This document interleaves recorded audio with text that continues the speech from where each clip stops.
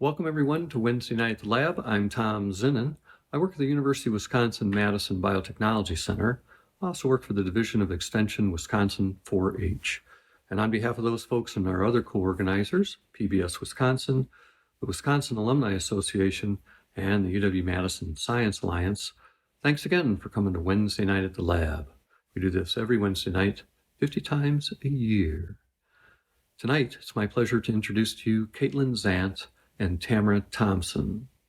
They're both maritime archaeologists with the Wisconsin Historical Society and the State Historic Preservation Office there.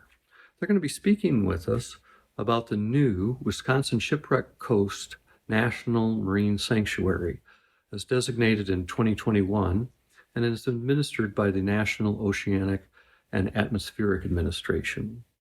The sanctuary runs in some of the waters of Wisconsin and Lake Michigan, from Port Washington north to just beyond the southern border of Kewaunee County.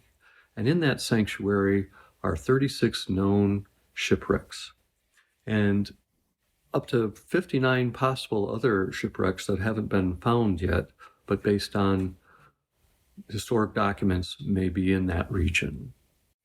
This sanctuary recalls and reaffirms the legacy and the heritage of Wisconsin as a home of sailors, of mariners, and of shipbuilders. Would you please join me in welcoming Caitlin Zant and Tamara Thompson to Wednesday Night at the Lab. Well, thanks for having us back, Tom. I guess we did a satisfactory job the last time we were with you, so thank you. We wanted to share with you something new that's going on in Wisconsin. And if you haven't heard the news, as of August 2021, there is a new National Marine Sanctuary, which is right along our shores. So I'm going to start out by telling you a little bit about what National Marine Sanctuaries are and the process that we went through to get it designated. And then I'm going to pass this off to Caitlin Zant, my colleague, and she's going to tell you a little bit about the resources and what to expect next. So first off, if you don't know what a National Marine Sanctuary is, this is the place for you to be, because I'm going to tell you a little bit about what goes into National Marine Sanctuaries. So National Marine Sanctuaries are sort of like underwater parks. However, they are managed by NOAA, the National Oceanographic and Atmospheric Administration. And although oceanographic is sort of upfront, ocean science upfront in their name, they're probably best known for the National Weather Service, which is another arm of NOAA, and they're the ones that predict our weather. But as far as the National Marine Sanctuaries go, there are a lot of things that go into what makes a sanctuary and how to get one designated. So in Wisconsin, our sanctuary is called the Wisconsin Shipwreck Coast National Marine Sanctuary. And it is a partnership between the state of Wisconsin, coastal communities, stakeholders, and NOAA in order to protect and interpret Wisconsin's nationally significant shipwrecks. So this is our new map that NOAA just gave to us. And you can see that the Wisconsin Shipwreck Coast Sanctuary has been turned from its yellow box over into a white circle. So that means that we have been designated. We are no longer a proposed National Marine Sanctuary anymore. The National Marine Sanctuary system started really in 1975 to protect a shipwreck. It was to protect the USS Monitor, which is a Civil War ironclad that's off the coast of North Carolina. And from that, it expanded to, well, now we're the 15th National Marine Sanctuary in its system. And each sanctuary has something special to protect, whether it's a cultural resource or a natural resource. But for us, we're now the fourth sanctuary that's designated to protect submerged cultural resources. So after Monitor, then in the 1990s, it took a little bit of time to get there, but there was a sanctuary designated in it's called the Thunder Bay National Marine Sanctuary, and that's in Lake Huron. And that was the second one to protect exclusively submerged cultural resources. And then at the same time that the Wisconsin sanctuary was proposed, there was another sanctuary that came up for consideration, which was the Mallows Bay National Marine Sanctuary on the Potomac River. So because of political strife, our sanctuary was delayed about 2 years, and it took additional 2 years for it to really come to fruition. There's a lot of things that go into making a national marine sanctuary, but really at the heart of it is conservation and preservation. And into those, there's a lot of pieces that are to be considered. There's resource protection, there's education and outreach, there's research and monitoring, and also community engagement. And so we are going to expect that our National Marine Sanctuary, of course, we're in the planning phases of it now, like what will it look like? It's been designated, how do we get there? And we expect all of these things to really develop in the years to come. So the first and probably most prominent thing that we will see is additions of moorings. This falls under the resource protection. So right now, the state of Wisconsin, so the program that I work for, the Maritime Preservation and Archaeology Program, we have 8 moorings on shipwrecks that are in this region. And so with NOAA coming in, we'll see quite a few more of these mooring buoys in place. And the reason for these is that it makes it easier for divers and boaters to find where the shipwrecks are. It also makes it easier for us to avoid any damage that will occur to the shipwrecks by people improperly anchoring into them or hooking them. And so we will see this almost immediately. After that, we see with this designation, we see a prohibition on removing artifacts and damage to the shipwrecks. So although our state laws are pretty strong in these matters and protect our shipwrecks, this is sort of a layering effect of the laws that comes in. Now we will have federal level of laws that will be protecting these shipwrecks if there is any damage that's caused to them or any artifacts that go missing. As far as the mooring buoys go, right now we really don't have, our state doesn't have a way of sharing which of those 8 mooring buoys are out. So we have a volunteer system that puts out the moorings and takes them in and monitors them. But we don't have a website that shares which ones are out. And so you can see in this slide, this is a map of shipwrecks in the Thunder Bay National Marine Sanctuary. And each one of them is a little box, orange box. And if you click on them, you can tell whether the shipwreck mooring is out, whether it's gone missing, whether it's been damaged. And this would allow you to adjust your plan for going out to visit a particular shipwreck. Also, this is a story map, so it's interactive. And so by touching on the mooring to find out if it's there, you can also get information on what the history of the ship was, what to expect to see when you go diving there, maybe a site plan of the wreck site, and maybe a couple pictures or a video associated with that as well. So it will really help you to plan your visitation to these particular resources.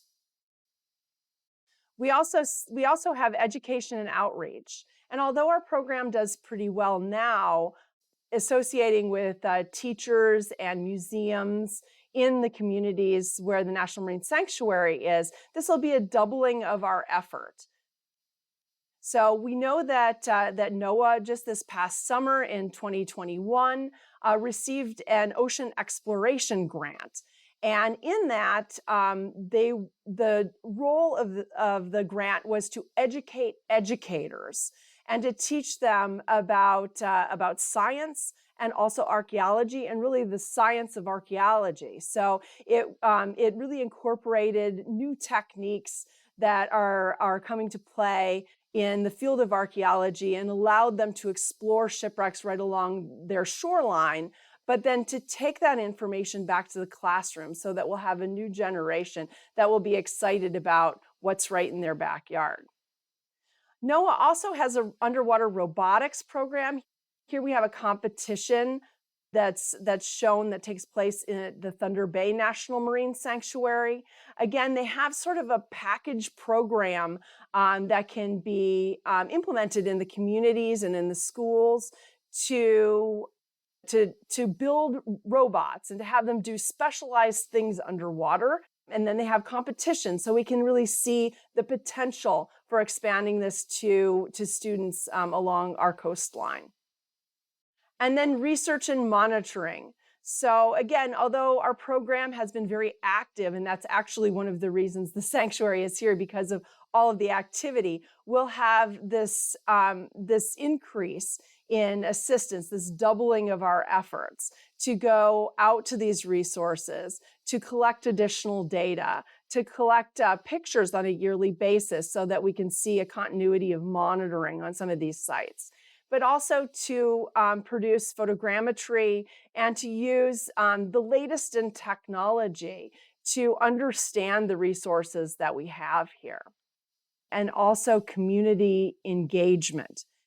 People want to be active in their sanctuary. So we see here in these pictures beach cleanups and citizen science, and we really expect this to come to our sanctuary in years to come. So as far as nominating an area as a National Marine Sanctuary, this is really not something that we've ever done before. So it took quite a bit to go into the process. All nominations for National Marine Sanctuaries have to show that the resources have national significance.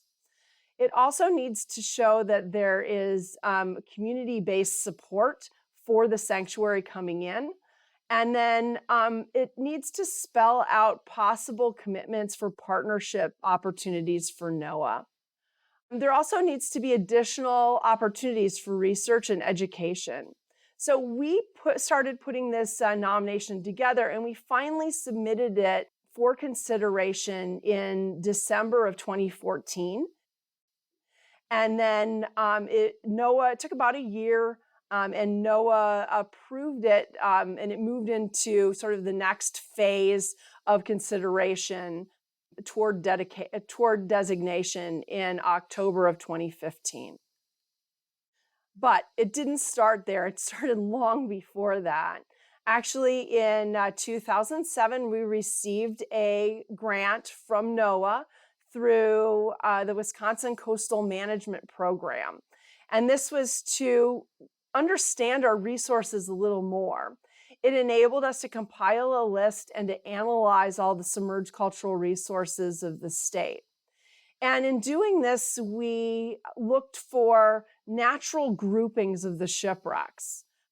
We wanted to see where there were these concentrations, but also really look at them and determine which ones told this whole story of the maritime history of the state and which ones would be the best. And in doing this, we ended up weighing the different regions, the different groupings, and based on a number of factors. National Register of Historic Places listings, the integrity of the shipwrecks. And there's certainly areas that have more shipwrecks, but the shipwrecks aren't intact or they've been broken upon the shore in the waves and ice. And so we wanted to look for ones that had the most intact hulls, ones that had rigging that were still upright. And we also looked at potential for discovery. Were there other unknown shipwrecks or known shipwrecks that are in an area but unknown to us as far as their location? And what was the potential for them to be discovered? And several other factors as well. But that's really what went into this initial report. And then this picture here is of our nomination document, and it's on the wisconsinshipwrecks.org website in case you would like to go and see what a nomination looks like. This lays out that national significance of our shipwrecks and how they really fit into this landscape of maritime history that exists here on the western edge of the Great Lakes. It also builds upon our state program, the state program that I've been with for over 20 years, and highlights a regional collaboration. It also builds on existing infrastructure programs and other coastal investments that have been made here, and it lays out a vision of what we expect to see in the Wisconsin Shipwreck Coast National Marine Sanctuary. So this is the area that was chosen for our sanctuary. It runs just south of Port Washington and out toward the middle of the lake, not quite to our state line, and then cuts north to and jogs in to include all of the known resources. And it originally ran up to the Manitowoc County line, but the county of Kewaunee came forward and said that they were very interested in being involved. But Kewaunee County only has a few shipwrecks, and so it seemed logical to include the one that's listed on the National Register of Historic Places, which is the America. It's a canaler, which it's a ship built for transiting the Welland Canal that's just over their border. So that's where the sanctuary line then cuts back in to the coastline. So it's the sanctuary itself is all in the water. So there's no land that's associated with this. It is entirely water-based, and it is structured around the preservation only of shipwrecks. So this area encompasses 962 square miles. Within it are 39 known shipwrecks. 27 of those, our office here at the state has worked on and been able to list to the National Register of Historic Places. 60 of shipwrecks are known to have been lost within the region, but have not been discovered yet. And the area includes two of Wisconsin's oldest shipwrecks. The Galley Nipper, which is the oldest known shipwreck, was owned by Michael Dowsman, who was the Western agent for the John Jacob Astor American Fur Company. And the second oldest one is the schooner Home. And it was a small trading schooner lost in a collision off Manitowoc, and has a number of merchandise, boxes of merchandise on board, as well as wood products. There are 18 intact shipwrecks that are within this area. 3 of them still have the masts standing and the rigging, look almost like they could sail away today. And the date range of the resources is 1833 through 1918. So it really does cover a breadth of maritime history, really from even before the founding of our state. So from here, I'm going to pass you on to my colleague, Caitlin Zant, and she's going to cover the wealth of resources that are within the sanctuary and give you sort of an idea of what lays below the surface, and then talk about what's next, what we expect to see in coming years. Thank you, Tammy. I appreciate that. And now I'm here to talk to you guys about the different resources that we have in the sanctuary and kind of a little bit more discussion about the national significance that Wisconsin shipwrecks have, and in particular this region of Wisconsin. So when a lot of people, hear about a marine sanctuary in Wisconsin, associating Wisconsin with any kind of body of water is not something that's always done. People kind of question as to, how could there be a marine sanctuary in the state of Wisconsin? And the thing about Wisconsin is that it is pretty much perfectly situated along the Great Lakes, and that Wisconsin's Great Lakes shoreline has been incredibly important to the state throughout its career. As you can see, just from its location of where it is on the western side of the Great Lakes, it's very well situated for this transportation via waterway and had a lot of traffic throughout its career. And so because of this ease of access to the Great Lakes, there was a lot of transportation and a lot of traffic that came through the area. And so Wisconsin had a lot of shipwrecks. It was a place where people used it as kind of a jumping off point as Immigrants began moving westward as people really started to come into the central part of the country. Traveling by waterway was actually a lot easier and a lot faster than traveling over land. And so, because of Wisconsin's situation and where it is along the Great Lakes system, it was a really great place for immigrants to come to move westward and for also goods to come as things needed to get further west. On the flip side of this, all the rich farmland of the Midwest had Wisconsin really well situated to be this kind of major distribution point for a lot of these goods to then go back out east, and was really a part of this.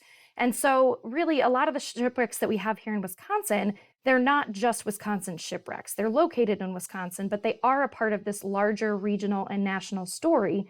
And so one of the major components of this sanctuary designation was demonstrating this exact fact, was talking about the different kinds of significance that all of these vessels have. So this part of Wisconsin's history is something that's not new. It's not something that has just developed. It's been around since Wisconsin's inception. As you can see here from the seal of the state of Wisconsin, which was developed in 1846, you can really see this maritime influence on the state from its inception. On the seal, we have three different maritime resources that are represented. We have the sailor, the anchor, and then the arm and hammer, which the arm is actually holding a caulking mallet, which was used in shipbuilding, which was another one of the major industries in Wisconsin throughout a good portion of its history. So even this discussion of Wisconsin's maritime history might be something that's relatively new for a lot of people today. It's always kind of been in the framework of the state of Wisconsin, even from its very earliest inception. So the entire state of Wisconsin has these nationally and regionally significant shipwrecks. One of the main reasons, as Tammy mentioned, that this area was actually chosen was due to this clustering of wrecks that is in this particular Mid-Lake Michigan region. And so that's not to say that any of the shipwrecks in the rest of the state aren't just as significant, both on a national and regional level. But it's that this particular area, there were a lot of very intact wrecks of varying types. And so I'm going to go through a couple of those examples for you today, just to give you a taste of what we have here underneath the shore of Lake Michigan. So the first vessel we have here is the Walter B. Allen, and this was a vessel known as a sailing canaler. And sailing canalers are really exciting vessels, and they're something that are very unique to the Great Lakes. Sailing canalers were built very specifically to fit through the Welland Canal. This particular era of sailing canalers was built to fit through the second generation of the Welland Canal, which was around the late 19th century. And these vessels were a major part of this east-west trade that developed out of the Midwest. So major bulk goods, grain, lumber, iron ore were coming out of the Midwest, and they would need to be transported to the major eastern cities like New York and other places such as that. In return, these vessels came back to the Midwest with cargoes full of coal. And this coal and other goods and manufactured goods really helped propel the development of the major Midwestern cities that we know today, like Chicago and Milwaukee. And so this trade was something that really developed out of the late 19th century. And canalers were really at the backbone of this. They were kind of the workhorses of this particular trade. And so Walter B. Allen, in and of itself, the vessel was built in 1866 and it sank in 1880. And so it fits right into this time period. And it's a really great example of this type of vessel. It's very well intact and it's in relatively deep water. And so the preservation of the ship is very, very good. And so from archaeological work on this vessel, we have been able to learn a lot about canalers and the different components that it had. And so canalers aren't just found in Wisconsin, they're found throughout the Great Lakes. We have a very high collection of them here in Wisconsin waters, but it is something that tells this story of the Great Lakes region. And from having these very intact shipwrecks, it really, we can use the Walter B. Allen and other canalers like it as kind of a jumping off point to tell this story and to learn a little bit more about this era of the Great Lakes history. The next vessel that I'm going to talk to you about is the steamer Vernon. The steamer Vernon was built in 1886 and it sank in 1887, and it was primarily used in the passenger and freight trade. Now, this trade in the Great Lakes was something that was very popular in the late 1800s and into the early 20th century, and really wasn't just found in the state of Wisconsin, but it was something that was popular throughout the Great Lakes, where you would have passengers that would get on these excursion vessels and sightsee and have a good time in the hot summer afternoons. Beyond just carrying passengers, these vessels would also have their holds full of cargo and full of freight to be able to transport different kinds of goods across the Great Lakes. In Vernon's example, the vessel itself was carrying a lot of home goods, including wooden bowls, wooden mashers, other wooden components, along with pitchers and other different types of items that you would find in an everyday kitchen at the time. So the vessel Vernon was built to be this beautiful vessel, but unfortunately, it was built very narrow for how long it was. And although the vessel was known to be very fast and a very wonderful excursion, unfortunately, that narrowness ultimately led to the vessel's sinking. When the vessel was overloaded or very heavily loaded, it did not respond very well. And also in heavy seas, it could be tossed about quite easily. And so, unfortunately, on the day of Vernon's sinking, it was overfilled to the point where all of the cargo was basically falling out of the cargo holds and they could not keep the cargo doors closed. And so ultimately, this was one of the components that led to the vessel's sinking, as the vessel was too unstable to really remain upright and the water was able to come in through those open cargo doors, ultimately leading to the loss of the Vernon and the loss of life on the vessel. Now, with this vessel, as you can see underwater, it is in remarkable condition, located about 160 feet under the surface of Lake Michigan. And this vessel, really shows this. It's a great example of this passenger and steamer and freighter that was very popular at the time of its sinking. And it's a vessel type that we don't necessarily have a lot of examples of throughout the rest of the Great Lakes that are in this remarkable condition. And one of the really unique things about this vessel is that artifact assemblage that is still located inside the hold of the vessel. So really, by looking at this and seeing what kinds of cargo they were carrying at that time, you can kind of understand and learn a little bit more about life in the late 1800s and kind of get a little bit of an idea of what this trade actually was. Between the cargo that's still located in the hold and some artifacts that were unfortunately pulled out of the wreck in the very early age of diving in the state, we now have this ability to study these artifacts and really look at them and understand how they are and how they kind of tell this story of the Great Lakes history. Located in the sanctuary, we also have one of the most famous shipwrecks throughout the Great Lakes and potentially even the country, the schooner Rouse Simmons, otherwise known as the Christmas Tree Ship. It was built in 1886 and ultimately didn't sink until 1912. So this vessel was originally built as a traditional schooner in the Great Lakes, and it had an incredibly long career sailing the Great Lakes in various different industries before it became known as the Christmas Tree Ship.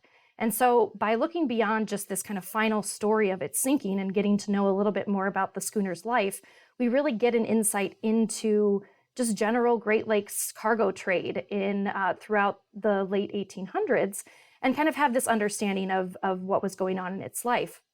Of course, we do also have the story of its sinking. It's the story that has gone beyond just, regional fame or, statewide fame, regional fame. It's on a, national and even bigger than that level. And so really that brings this, kind of idea of understanding what this shipwreck is. It pulls it kind of out of the state of Wisconsin and pulls us into this, understanding on a more national level. And really, this is a great example of what archaeology can tell us about these vessels that the historical record might not necessarily show. So one of for those who don't know the myth of the sinking of the Rouse Simmons, the vessel was captained by a man named Herman Schunemann, also known as Captain Santa. He would, owned this vessel very late in its career. He would go up to Thompson, Michigan, get a load of Christmas trees and take them down to Chicago, where he would sell the Christmas trees on the deck. And this became a tradition for many families of Chicago to go down to the docks and buy their Christmas tree. So ultimately in 1912, the vessel was making this trip. It had gone up to Thompson, Michigan, grabbed a load of Christmas trees, and was making its way down to Chicago when the vessel was was seen by Life Saving Station in Kiwani as being under distress. And so while ultimately the myth goes on that the vessel then encountered a major storm and ultimately sank due to this storm, to much crying and wailing as the lifesavers attempted to rescue everyone from the vessel. One of the really great things about archaeology is that we can dig a little bit deeper. And so by looking at both the shipwreck as it looks like on the bottom, and then also looking at some more historical records from that time period, we can get a little bit better understanding of what actually happened that day and kind of learn a little bit more about what might have been the case. And so, by looking through the Life Saving Station records and also by looking at the vessel itself, we can not only learn, potentially what happened to the vessel, but also what was happening on board the ship right before it ultimately sank. And by looking at all of these, we can discover that the Life Saving Station did notice that the ship was having some issues when it was much farther north, as it was sailing south in calm waters well before the snowstorm set in. And then ultimately, once the wreck was found, being able to look at the cargo, the Christmas tree still in the hold, but then also the anchor chain that had been laid out on the deck of the vessel in preparation for potentially setting anchor before the vessel ultimately sank. And so while the story is that the storm is the cause of the sinking for this vessel, by looking at this wreck and the archaeology of this wreck, we can actually get to the idea of the fact that this was a 40-year-old vessel that was likely very little maintained, and that the ultimate cause of the sinking was, unfortunately, a leaky boat. So while we have this ability to tell all these different stories, not just for famous wrecks like the Rouse Simmons, but we can also dig into the archaeology of these other, maybe lesser known vessels and get a better understanding of them. So another one of the really intact and historic shipwrecks that we have here in the sanctuary is the schooner Galley Nipper. The schooner Galley Nipper was originally built in 1832 as the Nancy Dowsman, and as Tammy mentioned a little bit earlier in the presentation, it is one of the two oldest wrecks that we have in the sanctuary. And actually, the Galley Nipper is the oldest built vessel that we have here in the state of Wisconsin. This shipwreck really tells the story of Wisconsin's early history and also the early history of the Great Lakes. Originally, its name is Nancy Dowsman. If you know Wisconsin history, a lot of early Wisconsin history is littered with the name Dowsman. Because the Dowsman family was very pronounced and were a large part of the development of Wisconsin in its early years, even before Wisconsin became a state. They had a very large role in the development of the cities of Green Bay and Milwaukee, and then also in Prairie du Chien. And so as the Nancy Dowsman, the vessel plied the waters of Lake Michigan, mostly carrying fur out of Milwaukee for the John Jacob Astor Fur Trade Company. And this vessel continued to work for the Dowsman family as it continued on for quite a few years. After a little while, the vessel was ultimately purchased by another new owner. And at that time, the vessel was lengthened. It wasn't widened, just lengthened. And it was ultimately changed to the name Galley Nipper. It continued to work on for those owners for many, many years. But unfortunately, when the vessel was lengthened but not widened, it made the vessel very unstable when it was light and very unstable in any kind of weather.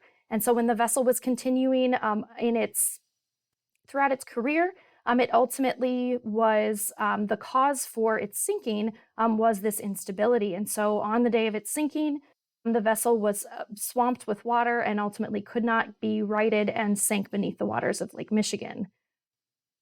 Now, Galley Nipper itself is one of the most intact wrecks we have here in the sanctuary and in this area. It's got its mast still standing, and it really serves as an early example of a schooner built in the Great Lakes, which in many cases we do not have examples of anymore. Any vessels that survived well into their later years ultimately deteriorated or were taken apart. Whereas the Nancy Dowsman or the Galley Nipper, we do have this example that's remarkably preserved on the bottom of Lake Michigan. And so that can really tell us a lot about early schooner construction. So I've talked a lot about these deep water intact wrecks that we have, but located in this region also, we have a lot of shallow water wrecks. They're not just these deep intact wrecks, but we do have a lot of examples of shallow water wrecks that are remarkably intact that we don't see in a lot of other places in the state or even in the Great Lakes. And so you don't necessarily have to be a diver to experience these wrecks. You can be a boater, you can be a kayaker, canoeer, an airplane pilot, anything that you can see from, that you can be very close to the water, the surface of the water. You can see a lot of these vessels in shallow water and experience them. And so what we have in Wisconsin, especially in this area right around Raleigh Point, is the vessels in this area were lost very, very quickly and then covered up by sand. And now that's because of a relatively unique feature of this area. So there's a large number of shipwrecks here because the weather is notoriously poor and notoriously changeable right off of this point. And so there are a lot of historic records of vessels sinking in this area, and a lot of them did run aground because this point sticks far out into the lake. Now, in many cases, when a vessel runs aground, they can be pulled off by other vessels, or they're ultimately battered by the wind and the waves against the shoreline and they fall to complete pieces. That's not the case here in Raleigh Point because there's a very unique bottom substrate in the area that's basically quicksand. And so these vessels would get stuck in the sand and basically suctioned into the bottom, so they couldn't be pulled off. And then because of the changeable weather in the area, the sand moves around a lot. And so they were very quickly buried by sand. And so the result of all of this is very intact shipwrecks, very close to shore in very shallow water, which is something that is really unique and something very exciting for us to have here. And a great example of this is the scow schooner Alaska. So Alaska was built in 1869 and it sank in 1879. And the Alaska is what's known as a scow schooner. And so these vessels were very unique to the Great Lakes area. They developed here because they had very flat bottoms and very flat sides, and they could get into these very small, unimproved ports. And they were also very simple to build. There was an old adage that if you could build a barn, you could build a scow. And so you didn't need these large shipbuilding facilities to be able to build one. And so you could basically build one in your backyard. And so a lot of small scale farmers, especially Norwegian immigrants, used these scow schooners to be able to get their goods to the larger cities like Milwaukee and Chicago to be able to sell their wares. And so they're very unique to this area. And were used across the entire Great Lakes. But here in Wisconsin, we do have a very heavy concentration of this particular vessel type. And so we have a lot of really great examples of them. And so what we find with these vessels is that they're very early pieces of this near shore kind of lake shoring trade that was happening that primarily happened a lot in Lake Michigan and really kind of tells this smaller story that isn't quite as broad-based as a lot of the more popular or well-known vessel types in the area. And so with Alaska, the wreck itself is located in about 5 feet of water. To our knowledge, it's only really ever been uncovered the one time we were there to record it. But that also leads to its remarkable protection and preservation because it has been buried beneath the sand and not been forced to be hit by wind and waves and ice action over the years. And so we still have this example in very shallow water. Another really great shallow water wreck we have is the sailing canaler LaSalle. So LaSalle, just like the Walter B. Allen, was this sailing canaler vessel type built for the Welland Canal. And what's exciting about LaSalle, it has a very similar story to Walter B. Allen in terms of its life and career. But with the Walter B. Allen, it was lost off of Raleigh Point, and today it only is located in about 15 feet of water. And the thing about shallow water wrecks, as I mentioned, is you normally don't get this level of preservation, but as you can see from an image of LaSalle, it is intact all the way up into its decks. And that's something you just don't get in a lot of other places. And so we were able to look at this as a great example of a sailing canaler, learn a lot about its life and its career just by looking at it on the bottom. And ultimately, it's there in 15 feet of water for people to be able to access and see relatively easily as an example of a wreck that looks like a wreck. And so, really these are examples that these wrecks in the sanctuary, they're not just for divers, they're not just for archaeologists, but anybody can have access to these and see them and learn about Wisconsin's Great Lakes history through visiting these sites. So as we move forward with this sanctuary designation, and now that we're kind of getting into having this really build, we're moving into our first summer of actually having the sanctuary designated. We kind of have to go through a couple of first steps, and one of those is the creation of advisory councils. So Tammy talked a lot about the process of this nomination process and how community-based it was and how involved the local communities along the shoreline have been in the process. And so that doesn't just stop after designation, that continues on throughout the lifetime of the sanctuary. And one of the most important parts of that is the advisory council that's created. It is kind of bringing together all these diverse interests of various members of the community to be able to kind of help steer ideas for the sanctuary and kind of be a discussion point for, what the sanctuary is doing or what the sanctuary can do for the region. And so the focus is made up of different community members from all different walks of life coming together to discuss, conservation, education, research, the diving, boating, all different components of the sanctuary, and have this community-based involvement. And so it really continues to be this community-driven process throughout the entire part and the development of the sanctuary as it continues on. So with the sanctuary coming in, there are a lot of different ideas behind the main idea behind this is the resource protection, and the resource that we are protecting is cultural resources. So not just shipwrecks, but any kind of cultural resources that are located within the sanctuary. And so because of this, there are a lot of activities that are still allowed within the sanctuary. So this is not in a way like a national park or in other places where you might be prohibited from doing certain things. Most of the activities that already occur on Lake Michigan continue to occur in this particular part of Lake Michigan. Fishing, boating, diving, research, any of that may be continued throughout the region, unless it is specifically prohibited for any particular reason. There's no restriction on access. There's no restriction on information or anything about how to get out there. Everything on that end continues to be the same. What is prohibited in the sanctuary, like as I mentioned, is completely related to cultural resources.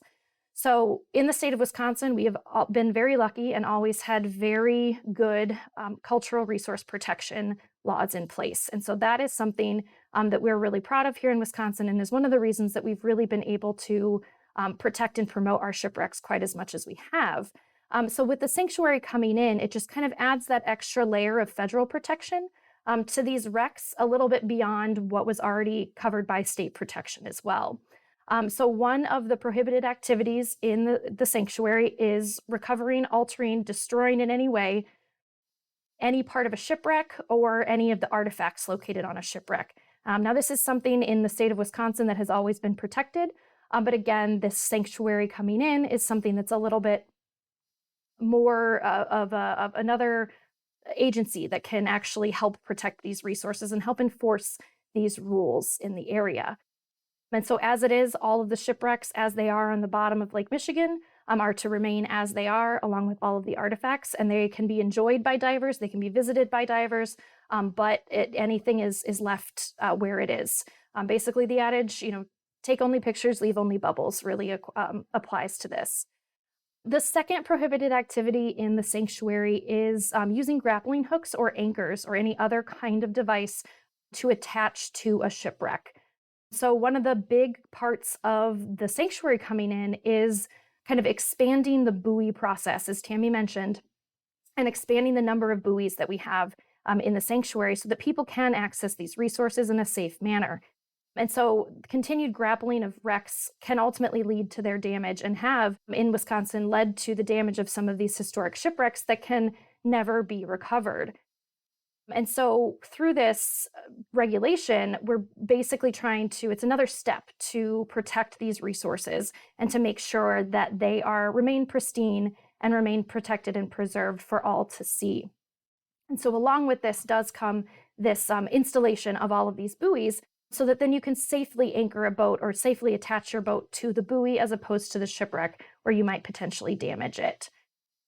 So as I've kind of talked about, we've both talked about this whole time, the implementation of this sanctuary in this area is an added resource protection. And it's something that we are focused on here in the state and have been focused on for the last 30 years since our program has been around. And then also now that we have the sanctuary here, just kind of continuing that on and really reinforcing that idea that we're here to promote and protect resources and also to promote safe visitation of these resources. So, this sanctuary, all sanctuaries are meant to, protect the resources that they're there to protect, conduct research into additional things that you might not already know about and learn a little bit more. And then also to promote this education and outreach, and to kind of have everybody be able to enjoy these resources and they can be preserved for the future.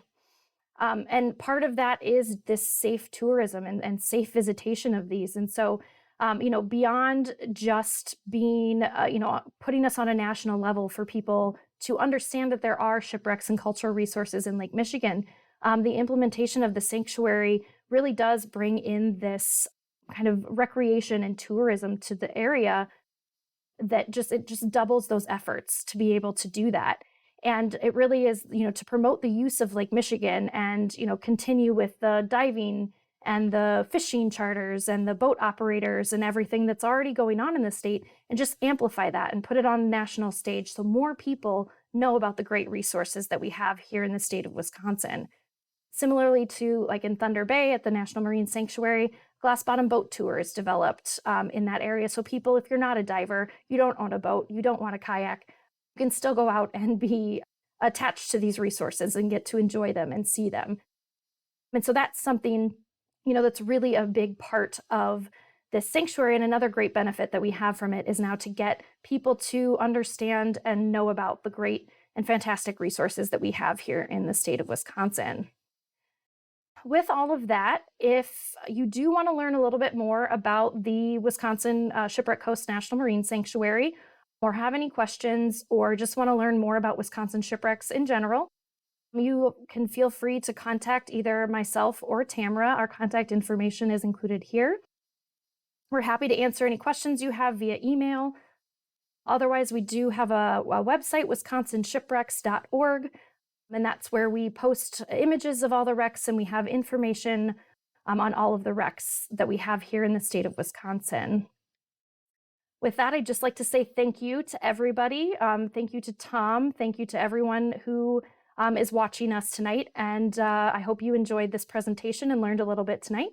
And I do hope to see you guys in the future at another presentation. And I hope you have a great day.